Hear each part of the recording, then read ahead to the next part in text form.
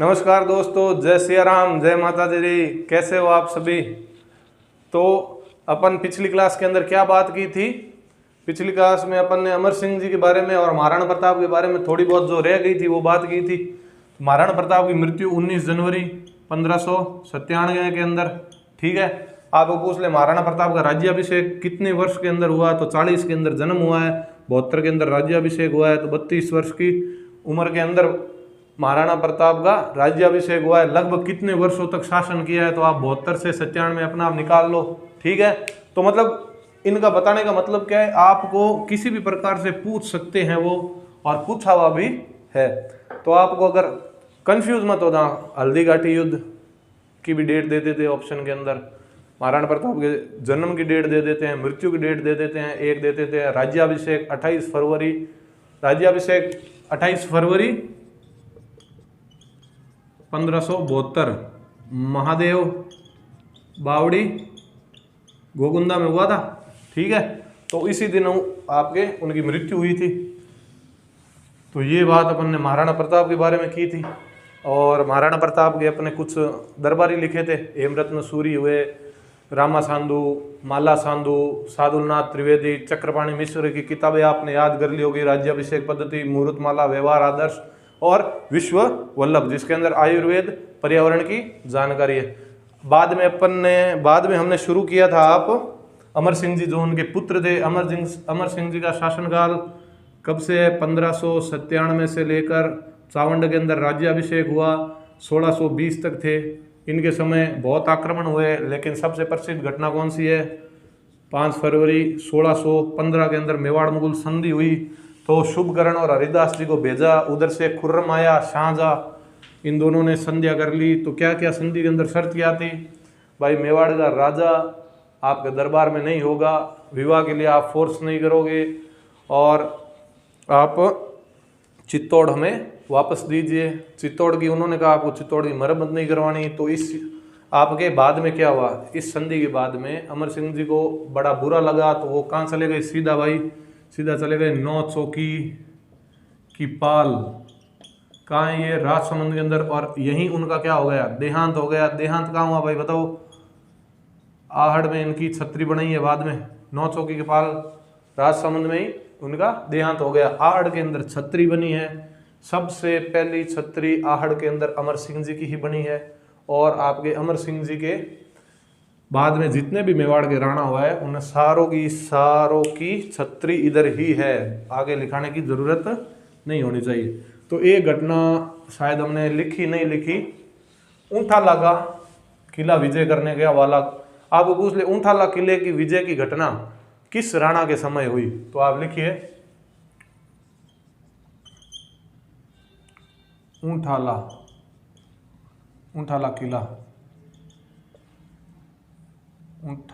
किले की घटना,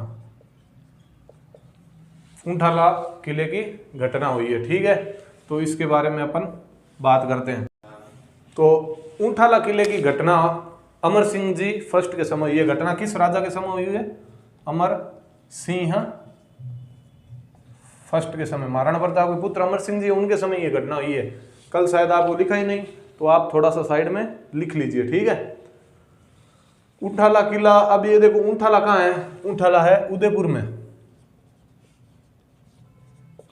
वर्तमान में ऊंठाला का नाम क्या कर दिया, वल्लभ नगर, जो आपके क्या है, गायों भैंसों के लिए आपके परीक्षण केंद्र है ना, वहां पे ऊंठाला आपके जो जिसका वर्तमान नाम वल्लभ नगर है। ठीक है, तो हुआ क्या आगे, इस समय मैंने आपको बताया था कि एक तो चुंडावत थे सेना के अंदर, चुंडावत, और एक से सक्तावत। ठीक है, तो एक तो आपके चुंडावत थे। चुंडावत के बारे में तो आप अपने सारी क्लासें आपने ली है, तो सब समझ में है चुंडावत कौन है। चुंडावत लक्ष्य के पुत्र चुंडा जी ने भीष्म प्रतिज्ञा खाई थी, उसके बाद में उनके जो भी वंशज हुए वो चुंडावत कहलाए गए।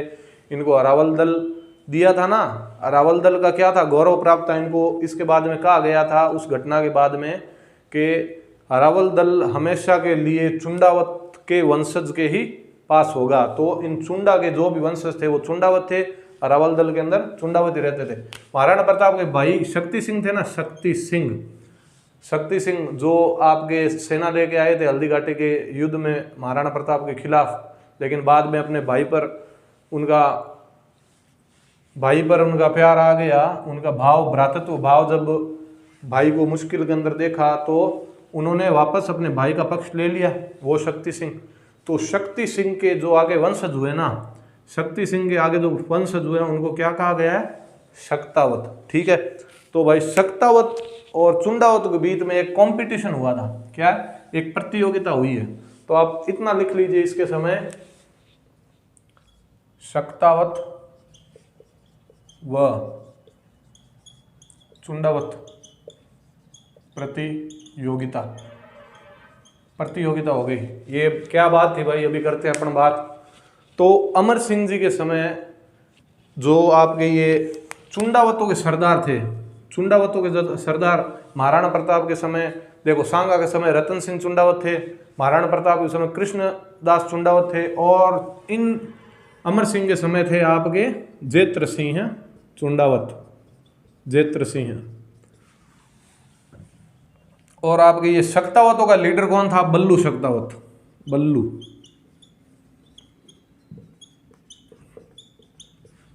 ठीक है, बड़ी रोचक कहानी, आप ध्यान से सुनिएगा इसके बारे में। इससे हमें पता चलता है क्यों मेवाड़ को वीर भूमि कहा जाता है, क्यों राजस्थान को वीरों की जन्मभूमि, शूरवीरों के लिए पहचाना जाता है। इस घटना से ये हम चरित्रार्थ बिल्कुल हमें पता चलेगा।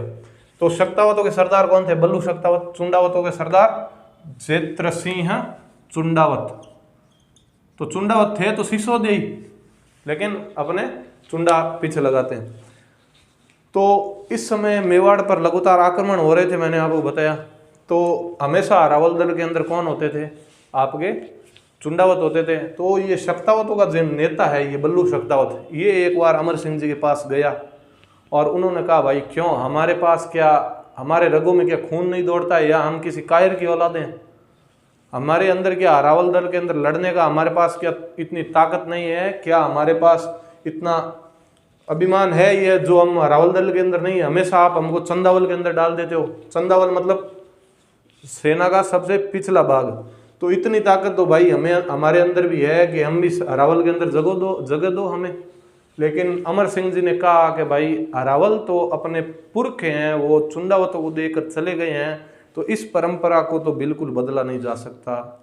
आप शूरवीर हो, आप पराक्रमी हो, मानते हैं, और आपने मेवाड़ के लिए बहुत बलिदान और बहुत से युद्ध आपने विजय कराए हैं, लेकिन आप कुछ और मांग लो। हरावल का जो गौरव है, ये हरावल का जो गौरव है, ये तो चुंडावतों को ही रहेगा, क्योंकि आज राजा हम नहीं होते, यही होते अगर चुंडा जी वो भीष्म प्रतिज्ञा नहीं लेते। तो इनका इतना बड़ा बलिदान है, तो हरावल तो भाई चुंडावतों का ही होगा। लेकिन ये बल्लू शक्तावत मानने के लिए तैयार नहीं। उन्होंने कहा, भाई आपके तो शायद ये वहम है कि हम आगे अरावल दल का नेतृत्व ढंग से कर नहीं पाएंगे, आपको लगता है कि हमारे शौर्य, हमारे पराक्रम के ऊपर थोड़ा संदेह है। लेकिन ये माने नहीं, अमर सिंह जी ने बहुत मनाया, लेकिन शक्तावतों ने कहा, भाई अगर हमें आपको सेना के अंदर रखना है तो हमें अरावल के अंदर रखो, हमें भी अरावल के अंदर दुश्मनों से अपनी छाती भिड़ाने का सबसे पहला मौका हमें मिलना चाहिए। हम भी अपने भाले दुश्मनों की छातियों के पार करना जानते हैं।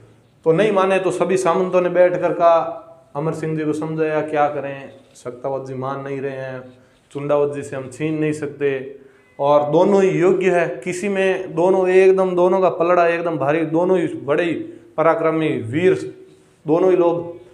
तो अमर सिंह जी और सामंतों ने मिलकर कहा, भाई इस समय ऊंटाला है ना, मुगलों के अधीन था, तो यहाँ पर क्या है, एक किला था आपके ऊंटाला। ऊंटाला कहाँ है? उदयपुर के अंदर। तो एक किला था ऊंटाला।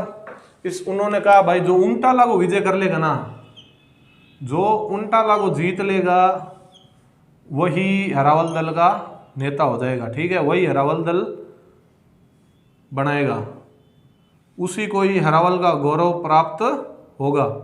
ठीक है, तो बाद में अमर सिंह जी ने कहा, भाई अभी तो आप हाँ भर रहे हो, लेकिन बाद के अंदर आप कह दो कोई भी जीते कोई भी हारे, बाद में किसी प्रकार का कोई अपने बीच में टकराव नहीं रहना चाहिए, अपने राजी खुशी रहना है। कोई भी जीते चाहे, एक बार आप शक्तावतों को मौका दिया जा रहा है कि आप उंटाला पहले, जो उंटाला के आंगन के अंदर पहले चला जाएगा ना वो किला जीत लेगा। और अरावल दल अगर चुंडावत जीत जाएंगे तो चुंडावत के पास रह जाएगा, अगर आप जीत जाओगे तो आपके पास मिल जाएगा।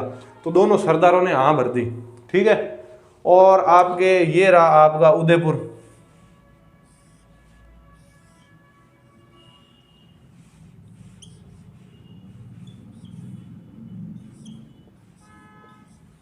ये उदयपुर से दोनों सेनाएं निकली, ठीक है। दोनों सेना, ये शक्तावत थे ना, ये तो आपके गए उंटाला के गेट के सामने, मेन गेट था ये, ठीक है। मेन गेट से चले गए। और आपके ये जो चुंडावत थे जेतर सिंह वाले, ये चुंडावत है, ये यहाँ से निकलकर सीधे गए पीछे वाले गेट से, ठीक है। शक्तावत तो चले गए आपके, शक्तावत वाली सेना कहाँ आ गई? उंटाला के एकदम किले के सामने वाले गेट में। और यहाँ आ गए आपके चुंडावत, यहाँ आ गए चुंडावतों की सेना आ गई, ठीक है। तो अब भाई हुआ क्या, शक्तावतों ने अपना खतरनाक हाथी था जो भाई एक्सपर्ट था सीआईडी के अंदर, अपने दया है ना, दया गेट तोड़ने का एक्सपर्ट है। वो कहता भाई दया गेट तोड़ दो, तो दया आता है, एक लात की मारता है, गेट तोड़ देता है। वैसे ही इनके पास एक हाथी था जो गेट तोड़ने का स्पेशलिस्ट था। बल्लू शक्तावत ने कहा कि भाई अपने इस हाथी को फुल दारू पिलाओ एकदम। और आपन कहते हैं मद मस्त हाथी, तो मद मतलब क्या होता है? दारू। और दारू के अंदर मस्त हाथी जब चलता है तो वो किसी को नहीं देखता है, जो भी सामने आता है उड़ा देता है, अफरा तफरी मचा देता है। तो पहले गेट तोड़ाने के लिए क्या आया कि हाथियों को शराब पिलाई जाती थी, एकदम उनको टल्ली कर देते। उसके बाद में आपको वो जाकर एकदम नशे के अंदर, क्योंकि ये देखो आपने कोई भी किला देखा होगा तो आपको पता है कि इन किलों के अंदर ऐसी नुकीली नुकीली नुकीली क्या है, लोह की ऐसे नुकीली तीरें लगी होती थी, बड़ी तीखी तीखी। तो शक्तावत ने अपने हाथी को फुल दारू पिलाया और रवाना कर दिया, चल भाई। वो एकदम फुल फ्लो जोर लगाकर गया, जोर से धमीड़ बोला इस गेट पर। लेकिन वो तीखे जो खिल्ले थे सारे वो उस हाथी के सर के अंदर लग गए। और भाई उस हाथी की तो सारी की सारी दारू उतर गई 1 मिनट के अंदर, ठीक है। तो वो वापस आ गया। वापस आकर हाथी को कहा भाई एक बार और, तो हाथी ने भाई आगे चलने से बिल्कुल भी मना कर दिया, वो चला नहीं। तो उसको कहा भाई और दारू पिलाओ, इसको फुल दारू पिलाकर मारो। तो कितने ही दारू पिलाओ, इस बार ना उसको चढ़ी, क्योंकि उसको कील दिख रहे थे आज से भले कि भाई ये कील एक बार और मैंने बछेड़ मार दिया इस गेट के तो अपना तो काम पक्का हो जाएगा, ये गेट टूटे नहीं टूटे। तो वो हाथी बिल्कुल क्या है, एकदम इस प्रकार से मना कर दिया। और चुंडावत जी पीछे आ गए। चुंडावत जी ने क्या है, रस्सी लेकर ऐसे घुमा कर एकदम फेंका पीछे किले के। लेकिन वो रस्सी के आगे जो कील होता है वो कहीं ना कहीं पकड़ने के लिए वो कहीं उनका क्या है, अड़ नहीं रहा था। तो कुछ एक बार वो रस्सी अड़ी तो कुछ सैनिक ऊपर चढ़े। तो इनका जो शक्तावतों का खबरी था वो पीछे से देख कर आया और इन शक्तावतों को कहा भाई क्या कर रहे हो आप, एक तो अपने को कब इतने टाइम से अपने को ये अरावल का गौरव प्राप्त होने के लिए हमको मौका मिला है, और आप यहाँ वो कभी हाथी से गेट तोड़वा रहे हो, हाथी तोड़ नहीं रहा है, वो खड़े खड़े अपन कर क्या रहे हो आप। वहाँ पर तो चुंडावत तो रस्सी बांध ली है, आधे ऊपर किले के चढ़ गए हैं, अगर आप जल्दी कुछ करोगे नहीं तो अपने हाथ से तो ये मौका चला जाएगा। तो भाई ये वीर जो बल्लू शक्तावत था इसने सोचा कि इन हाथी को भाई अगर आ रहा है तो ठीक है एक बार कोशिश कर लो। लेकिन हाथी ने बिल्कुल ही क्या है, हाथियों की हिम्मत हुई नहीं। तो बल्लू शक्तावत इस गेट के आगे ऐसे लटक गया, गेट के आगे ऐसे हाथ कर लिए और कह दिया भाई आने दो इस हाथी को और मेरी छाती पर मारो। मेरी छाती पर मारेगा तो इसके कील नहीं चुभेगी ना। तो लेकिन जो इनका जो मेन आसपास के शक्तावत के सरदार थे उन्होंने कहा नहीं, आप हमारे सरदार हो, आप ऐसे आपको कैसे मार सकते हैं हम, आप मर जाओगे, हमारे लीडर कौन करेगा। तो शक्तावत ने कहा बात करने का समय नहीं है, अपने पूर्वजों का गौरव बढ़ाने का टाइम है। अपने जो आगे वंशज आएंगे वो कहेंगे भाई एक बल्लू शक्तावत हमारा वीर पुरखा हुआ था, उसने हमें अरावल चुंडावतों से दिलाई है। आप बात मत करो, मेरा तो क्या है इस युद्ध में नहीं तो किसी और युद्ध में बलिदान तो होना है, मरना क्या है, मरना कुछ नहीं है। वो कहते हैं ना 12 बरस जिए सियार 13 वर्ष जिए कुकर 18 वर्ष जिए क्षत्रिय बाकी जीना है बेकार। तो इन्होंने कहा मैं तो आज नहीं तो कल मर जाऊंगा, चुपचाप बात मत करो, वो ऊपर चढ़ रहे हैं, अगर टाइम से गेट टूटा नहीं तो मौका चला जाएगा और पछताएंगे पीछे की मौका आया था और हमने ये गौरव, हरावल दरोगा गौरव हमारे हाथ से छिन गया। तो भी वो मान नहीं रहे, तो शक्तावत ने कहा मैं आपको कह नहीं रहा हूं, मैं आपको ऑर्डर दे रहा हूं, हाथी से मेरी छाती पर वार कराओ। तो भाई उस मेन हाथी को वापस एकदम दारू वारू पिलाया। बल्लू शक्तावत खड़ा था तो हाथी के जोर लगा लिया भाई। हाथी ने कहा अभी तो अपन मार देंगे। तो हाथी ने जैसे ही उसके मारा, बल्लू शक्तावत के ऐसे कील है वो सारी छाती से, आंखों से, कानों से निकल गई, लेकिन जान अभी तक निकली नहीं। तो एक जोर से अपने धमीड़ लगा उस गेट पर, तो गेट थोड़ा हिला और सभी ने बल्लू शक्तावत की जय, बल्लू शक्तावत की जय के नारे लगे। देखा कि एक और अपन जोर से हाथी मारेगा गेट को तो गेट टूट जाएगा।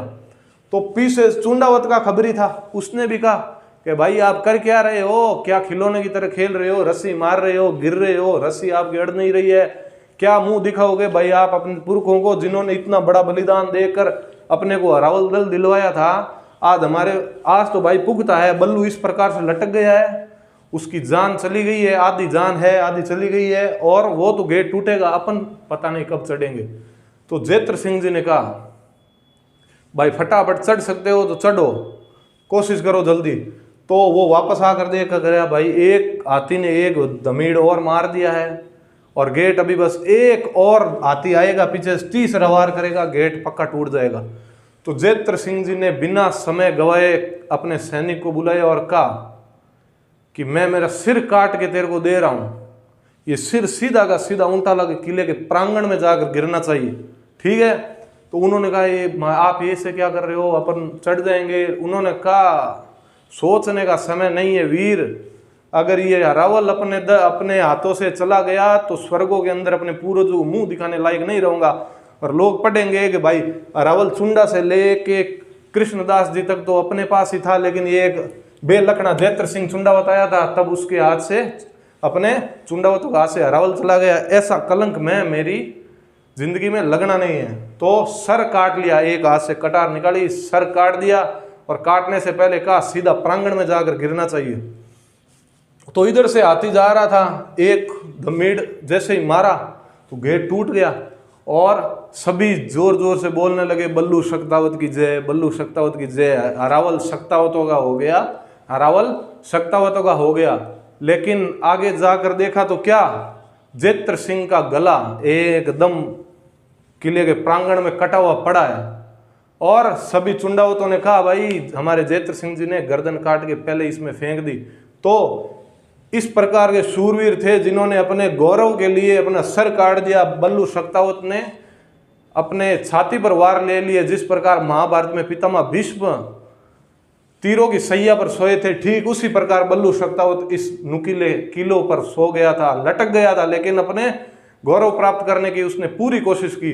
लेकिन चुंडावत भी क्या कम वीर थे, उन्होंने अपना सर काट कर ऐसे घुमाकर और किले के अंदर फेंक दिया। तो एक कवि ने क्या बढ़िया इसके बारे में दोहा लिखकर कहा है कि निजर ना पूगी जिण जिग्या, घोड़ो पड़ियो ना आए, पावा सू पहली गणो, सिर पड़ियो गट जाए। क्या कहा है कि निजर ना पूगी जिण जिग्या, जहां पर नजर ना पूगी, घोड़ो पड़ियो ना आए, उसका जेत्र सिंह चुंडावत का घोड़ा जो सर है वो जाकर प्रांगण के अंदर पड़ा। पाँव सू पहली गणो, शक्तावतों को पाँव जब उस ऊंठाला किले के अंदर आए उससे पहली गणो, सिर पड़ियो गट जाए। तो नमन है ऐसे शूरवीरों का, ऐसे ही मेवाड़ की भूमि वीर भूमि नहीं कहलाई जाती। इस प्रकार के अनगिनत शूरवीरों ने बलिदान दिया है, तब जाकर मेवाड़ के मिट्टी का हम अपने शीश पर तिलक लगाते हैं। तो ये घटना आपके अमर सिंह जी के समय हुई थी ऊंठाला के किले के अंदर। तो याद होगा जेत्र सिंह शक्तावत और जेत्र सिंह आपके चुंडावत और बल्लू शक्तावत के समय, ठीक है। तो आगे अपन ने बात की थी, ये घटना आपने लिख ली। आगे कर्ण सिंह जी की बात की थी कि कर्ण सिंह जी ने 1622 के अंदर कर्ण सिंह जी पास कौन आया, शाहजहां आया, खुर्रम, दोनों ने पगड़ी चेंज की, जग मंदिर के अंदर ठहराया, उन्होंने दिलकुश और कर्ण विलास महल बनाए और जग मंदिर पिछोला झील के अंदर उसका कार्य शुरू कराया। और पिछली क्लास के अंदर अपन जगत सिंह को पढ़ लिया था क्या, जगत सिंह को पढ़ा? तो शायद जगत सिंह को पढ़ लिया, ठीक है। नहीं पढ़ा तो भी आप लिख लीजिए। अगले राजा कौन हुआ है? जगत सिंह, जगत सिंह, ठीक है। जगत सिंह वो कर्ण सिंह 1628 तक था, तो ये 1628 से लेके 1652। तो इनके समय क्या है, इनके समय वो जग मंदिर जो कर्ण सिंह ने शुरू करवाया था उसका काम कंप्लीट किसने करवाया, जगत सिंह ने। तो आप लिख लीजिए जग मंदिर का निर्माण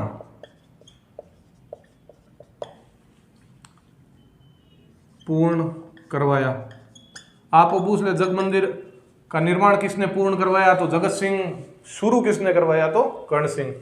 और इनके समय एक आपके जगदीश जी मंदिर का निर्माण हुआ, बड़ा ही प्रसिद्ध मंदिर है ये जगदीश मंदिर। इसका दूसरा नाम क्या है, जगन्नाथ राय मंदिर। जगन्नाथ राय मंदिर है कहाँ, ये आपके उदयपुर के अंदर है। निर्माण किसने करवाया है, जगत सिंह ने। जगत सिंह प्रथम, फर्स्ट है, इससे पहले कोई जगत सिंह नहीं आया ना। तो इन्होंने जग मंदिर का निर्माण पूर्ण करवाया है, जगदीश जी मंदिर का निर्माण करवाया है, ठीक है। और जग मंदिर का आप लिखिए, ये जो जग मंदिर है ना पिछोला झील वाला, इसकी बात कर रहा हूं, जगदीश जी की नहीं। ये जग मंदिर, ये इस जग मंदिर की आपके अर्जुन की निगरानी में ये पूरा हुआ है, अर्जुन की निगरानी में, और भाणा मुकुंद की अध्यक्षता में। तो जब ये जग मंदिर कर्ण सिंह जी ने बनाया था, लेकिन उनका असमय देहांत हो गया, उसके पश्चात उनके पुत्र जगत सिंह जी बने, तो उन्होंने जग मंदिर का काम पिछोला झील के अंदर पूरा करवाया है, और अर्जुन की निगरानी में करवाया, और भाणा मुकुंद की अध्यक्षता में करवाया। ये क्वेश्चन भी शायद पिछले या उससे पिछले वाले आरएस के अंदर आ चुका है, अर्जुन का, ठीक है। और ये जो जगदीश जी मंदिर है, इस जगदीश जी मंदिर, ठीक है, अभी इस जगदीश जी मंदिर की बात कर रहे हैं, जिसको जगन्नाथ राय मंदिर भी कहते हैं। इस मंदिर को क्या है, स्वप्नों में बना मंदिर कहते हैं, स्वप्नों में बना मंदिर, ठीक है। इसको कहते हैं भाई सपनों में बना मंदिर है ये। तो भाई आपके जगत सिंह जी को एक सपना आया था, उसके अंदर इस मंदिर की उन्होंने कल्पना की और मंदिर बना दिया। बड़ा ही सुंदर मंदिर है। आप कभी उदयपुर जाओ तो पिछोला झील के अंदर बीच में एकदम नटनी का चबूतरा, जगत निवास, और बीच में ये जग मंदिर है। बड़ा सुंदर मंदिर है, कभी जाओ तो देख के जरूर आना। सामने ये एकदम सिटी पैलेस है अपना, राजमहल, जो किसने बनाया, आपके उदय सिंह जी ने बनाया जब उदयपुर राजधानी बनाई। बड़ा विहंगम और बड़ा ही अच्छा दृश्य है वहां का। तो जगत सिंह के बारे में ये बात लिख ली। एक इनकी धाय माँ थी नेजू धाय, तो इन्होंने अपनी धाय माँ का मंदिर भी बनाया, नेजू धाय मंदिर, उदयपुर में ही बनाया, ठीक है ना। तो बस इतनी सी बात थी, आपको जगत सिंह जी के बारे में याद करनी थी, कोई लंबी चौड़ी बात नहीं है। तीन ही बात है। इनके पिताजी जो जग मंदिर शुरुआत करके गए थे, पूरा इन्होंने करवाया अर्जुन और की निगरानी के अंदर, भाणा मुकुंद की अध्यक्षता के अंदर जगदीश जी मंदिर का निर्माण करवाया, जिसे जगन्नाथ राय मंदिर भी कहते हैं, सपनों का मंदिर भी कहते हैं, नेजू धाय मंदिर। ये तीन काम आपके जगत सिंह जी ने करे हैं। इसके बाद में आपके बड़े पराक्रमी राजा कुंभा, सांगा और महाराणा प्रताप, तीन मेवाड़ के गौरव के बाद में अगर कोई सबसे, बप्पा रावल भी, और बाद में जो बड़ा पराक्रमी शासक मेवाड़ का रहा है, तो वो अपने राज सिंह जी रहे हैं, जिन्होंने मेवाड़ की आन बान शान को इस संधि के बाद में वापस बढ़ाया है। कौन है, राणा राज सिंह। तो यहाँ पे राणा राज सिंह 1652 तक वो थे, ठीक है। तो ये 1652 में राजा बनेंगे, और कहाँ तक रहेंगे, 1680, ठीक है। तो शाहजहां ने इनको इनकी उपाधि लिख लीजिए पहले। उपाधि क्या है, विजय कटकेतु,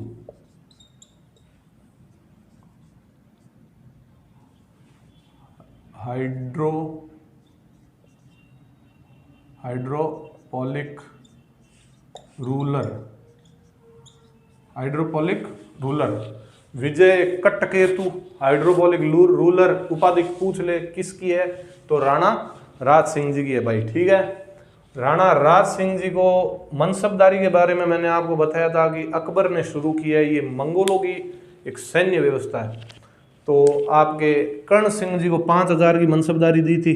ठीक है, और इनको भी शाहजहां ने, इनके समय देखो शाहजहां थे, शासक कौन थे, शाहजहां देख लो 1658 तक थे। बाद में औरंगजेब बन जाएगा, उत्तराधिकारी युद्ध होगा। तो ये जब राजा बने तो कौन थे, मुगल बादशाह शाहजहां। तो शाहजहां ने ना, शाहजहां जिसको खुर्रम कहते थे ना, इसने संधि की थी मेवाड़ से। शाहजहां ने इन्हें 5000 का मनसब दिया, 5000 का मनसब दिया।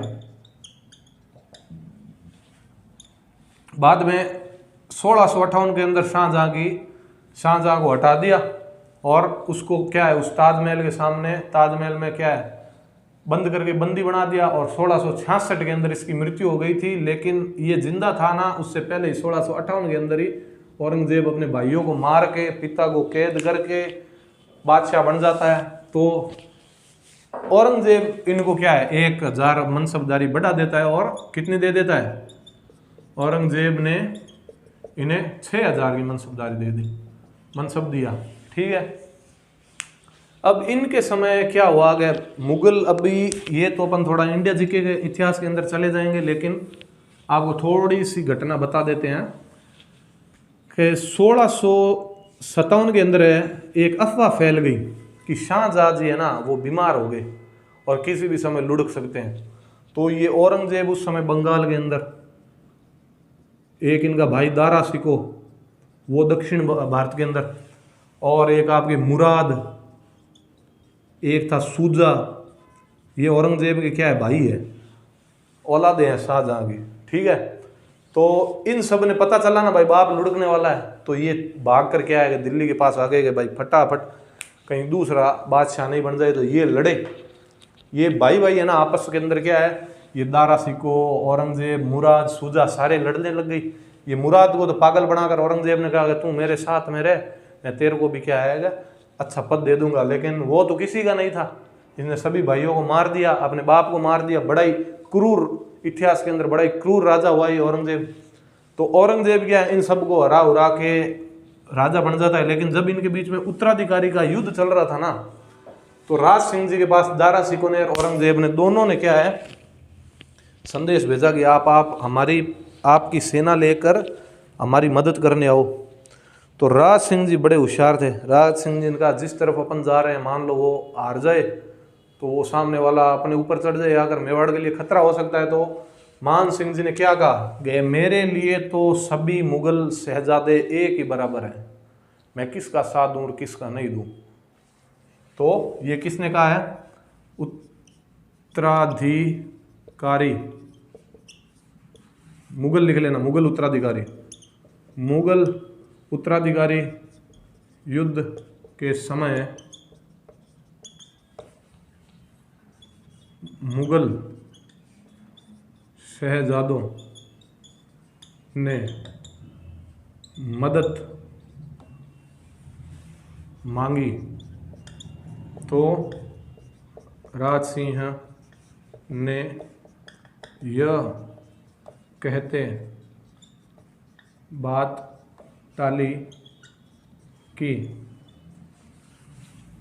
मेरे लिए सभी मुगल शहजादे समान है। ठीक है, तो ये बड़ा कूटनीतिक इनका निर्णय था, किसी को नाराज नहीं किया इन्होंने। ठीक है,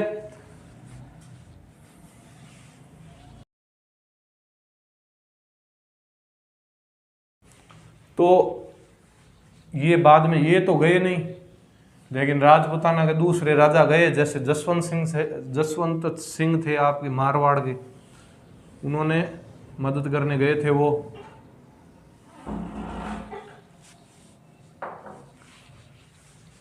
लेकिन अपने ये राज सिंह जी तो गए नहीं।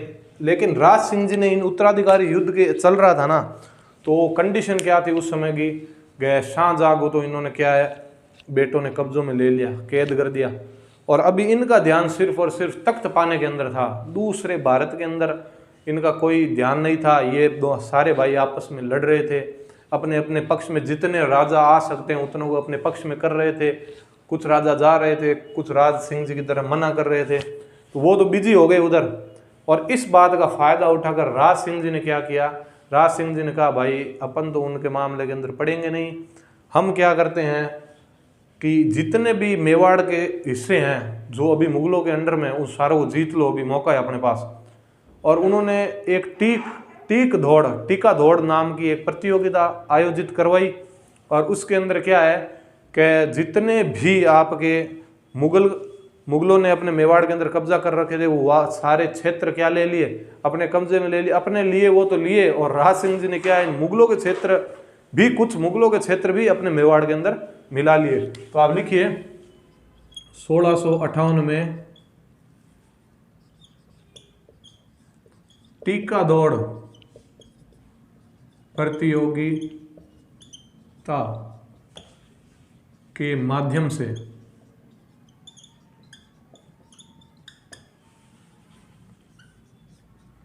मुगलों के अधीन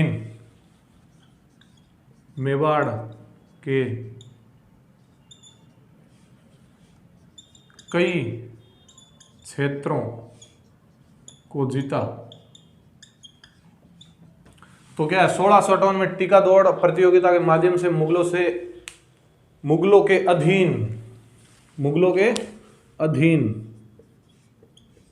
अधीन मेवाड़ के कई क्षेत्रों को जीता। ठीक है, और इस समय आपके क्या है, 1658 में वापस औरंगजेब राजा बन गया, भाइयों को मार दिया। और अभी है जो 1658 के अंदर वापस ही एक काम करते हैं, तो 1658 के अंदर तो ये टीक दौड़ आयोजित करवा दी इन्होंने। ठीक है, तो एक घटना आप देखो, एक तो टीक दौड़ प्रतियोगिता के माध्यम से मेवाड़ के क्षेत्रों को जीत लिया, कुछ मुगलों के क्षेत्रों को भी जीत लिया। और इन्होंने क्या है कि चित्तौड़ के दुर्ग की मरम्मत भी राज सिंह ने करा ली। तो अपने संधि के अंदर एक शर्त लिखी थी ना, चित्तौड़ का किला तो मुगलों ने कहा हम आपको दे रहे हैं, लेकिन मरम्मत नहीं करानी है। तो राज सिंह जी ने भाई का भाड़ में गए, मुगल अपन तो अभी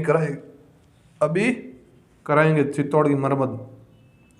तो चित्तौड़ की मरम्मत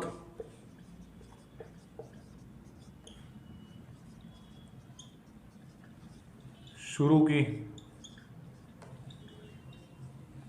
ठीक है, तो मुगल बादशाह ने कहा कि भाई खुर्रम और आपके शाहजहां और अमर सिंह जी के बीच में क्या हुई थी, संधि हुई थी जहांगीर के, उसमें एक शर्त थी, आप शर्त कैसे तोड़ रहे हो भाई। तो मुगल बादशाह ने क्या है कि एक सेनापति जिसका नाम था सादुल्ला खां, उसको भेजा सेना लेके कि जाओ भाई, वो नहीं माने तो उनसे लड़ाई करो, और मान जाए तो ठीक है। तो इनके जो राज सिंह के मंत्री थे मधुसूदन ने कहा भाई अपन एक बार लड़ाई नहीं करें तो ठीक रहेगा, आगे देखेंगे, एक बार ये आ रहे हैं, देखो गलती तो अपन जो शर्तें पर हाँ भरी थी, चित्तौड़ की मरम्मत अपने नहीं करनी थी, लेकिन अपन कर रहे हैं तो गलती अपनी है, इनसे लड़ो मत, ये जो यहाँ पर चित्तौड़ के अंदर करे वो करने दो और अपन चुपचाप बैठे रहो। तो चित्तौड़ की मरम्मत करवानी शुरू की, लेकिन मुगल बादशाह ने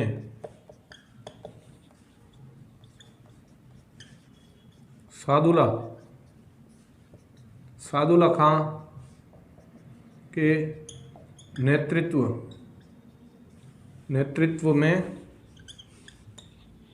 सेना भेजी। इन्होंने दीवारों को वापस गिरा दिया। ठीक है, तो इन्होंने दीवार को क्या है कि वापस गिरा दिया। और अपनी सेना ने कुछ किया नहीं कि चलो जो करते हैं वो, आकर दीवार गिराई, सादुल्ला खान ने दीवार गिराकर वापस चले गए। ठीक है, तो एक झील का निर्माण किया था राज सिंह जी ने। ठीक है, एक झील का निर्माण किया राज सिंह जी ने, जिसका नाम था आपके राजसमंद झील, 9 चौकी पाल वाली है ना। तो 1662 से 1680 तक राजसमंद झील का निर्माण करवाया।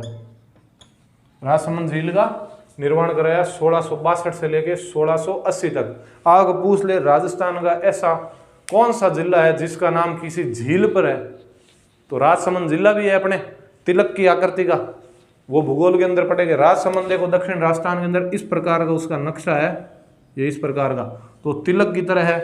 अब पूछ ले, क्वेश्चन आ रखा है, ऐसा कौन सा जिला है जिसकी आकृति तिलक के समान है, ऐसा कौन सा जिला है जिसका नाम झील पर पड़ा है। तो इस झील, पहले राजसमंद झील बनी थी, उसके बाद में ही इस जिले का नाम भी राजसमंद आगे अपन देखेंगे एकीकरण के समय रख दिया गया। तो 1662 से लेकर 1680 तक राजसमंद झील की बात बनाई है। ठीक है, राज सिंह जी ने।